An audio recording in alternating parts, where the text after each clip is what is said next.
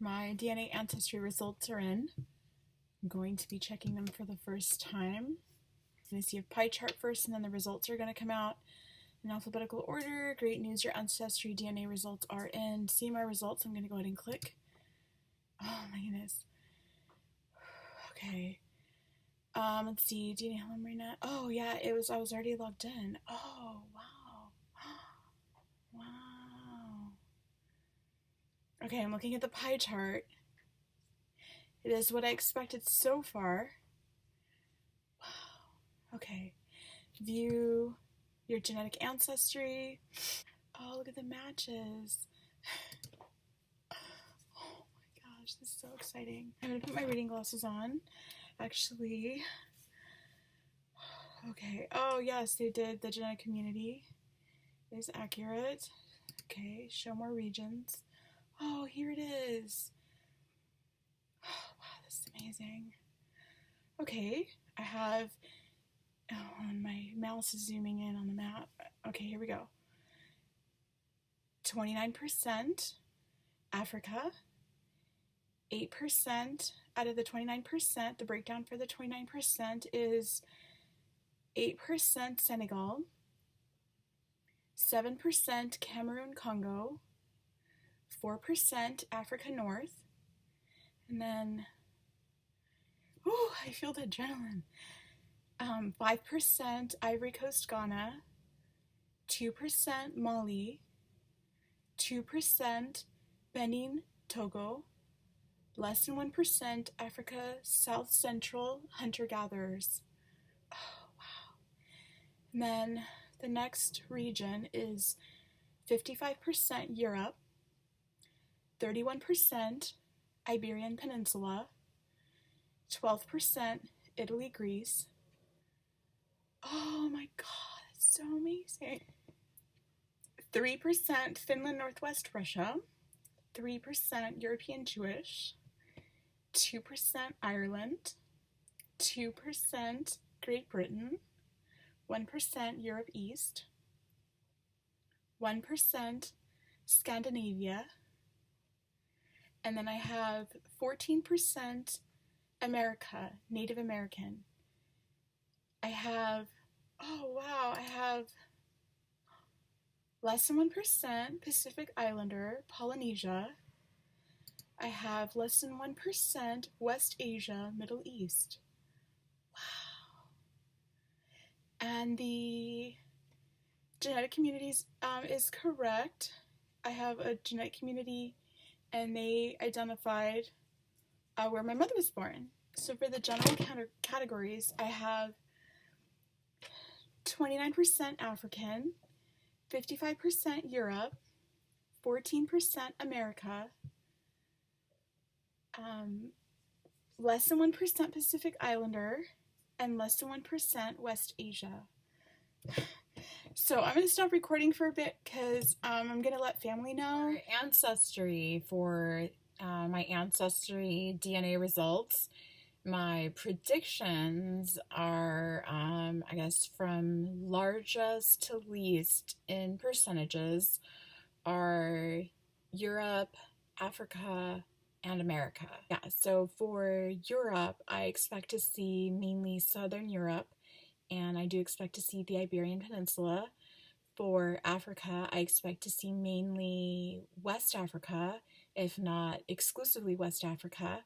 And I do expect to see Senegal because my grandfather, my dad's dad, he was born in Cabo Verde, in Cape Verde, and I did some research and discovered that the African side of Cape Verdeans show that genetics from Senegal may be likely. So I do expect to see Senegal. And for Native American, I know it just shows like a broad, like it's just South and North America for the Native American. But I know that it's from North America. And then anything else that comes up, if there's anything else that comes up, it'll be interesting. I do think there are going to be other regions. I just don't know where they are. For my predictions, I didn't mention North Africa I was aware of the migration from North Africa to Cape Verde. I did wonder if there was a connection there with my lineage, but I didn't include it in my predictions. For European Jewish, it's interesting. I didn't mention it in my predictions, but I, for years, I've been drawn to not just Jewish customs and beliefs, but I felt like I was part Jewish. And it's not something that came from any stories on either side of my family, because I don't remember anybody mentioning anything about there being a Jewish lineage. But I was at the point where it was something internal. I guess I would describe it as I could feel it. I could feel it in my soul. And I actually, when people would ask me what my genetic makeup is, I started including Jewish. So that was really neat to see on my results, because again, it wasn't anything that came from any family stories or anything. It was recently when I sent in my DNA sample to Ancestry.com, I started looking for Jewish lineages, and that's when I learned about the North African lineage that went to Cabo Verde, and also European lineages go migrating to Mexico. So, but that was after, it had been years already where I just had this feeling that some of my genetics were Jewish. So yeah, that's really neat for me to see that. All of the lineages are neat to see and good to see. So in terms of my family tree and tracing my lineages back, the side of my family that I've been able to trace back really quickly, the one that's been the easiest and the one that I've been able to trace back the furthest back into ancient times, is the Spanish side. The migration, before the migration, where specifically they lived in Spain, what their professions were, their coat of arms. Some of the ancient homes are still standing and preserved, and they have the coat of arms over the doorway. So that's really interesting. That has been the easiest and the quickest. So that's really interesting. It's really neat. Well, I think you did the National Geographic. I did Ancestry.com. It connects me to people. So I was clicking through and to cousins. I have over 500 like fourth cousins and closer, I think it is. Let me check really quick. I have 513 fourth cousins or closer. And I can see a lot of them have pictures. Some of them are family members that I know. And then there are just so many people on here that I'm genetically related to. And I can view the match, and I can see the shared matches. It's really cool. Pretty cool. So what are your main percentages again? Mainly Spanish, right? The largest percentage is 31% from Spain and Portugal.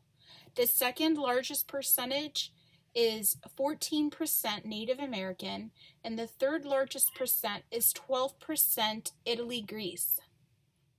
The fourth largest percentage is 8% Senegal. And Senegal, I did expect to see because my grandfather On my dad's side, he was born in Cape Verde, and I did research on the genetic composition of Cape Verdeans, and I learned that it was highly likely that I would have genetics from Senegal. So I did expect to see Senegal. The results are very expected. It's what I expected. Um, it's such a surprise, but it's so exactly what I expected. 4% North African. It's very likely comes from a Cape Verdean side because in the 1800s, there were Jewish people in North Africa, and they migrated to Cape Verde, and there's a history there, a documented history of that migration, and so yeah, so I think that's likely from my grandfather, my Cape Verdean grandfather.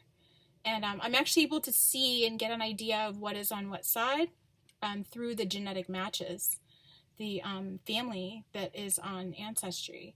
And then also my mom, I shared the results with her. I shared the results, she wants to do it now. So it's really cool. So I'm going to order her a kit. I'm going to download my raw DNA file from Ancestry.com and then upload it to DNA Land.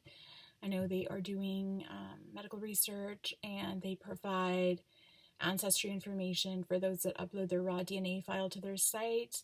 I also know they go through an institutional review board. I looked at their site, and I feel comfortable uploading my raw DNA file to them.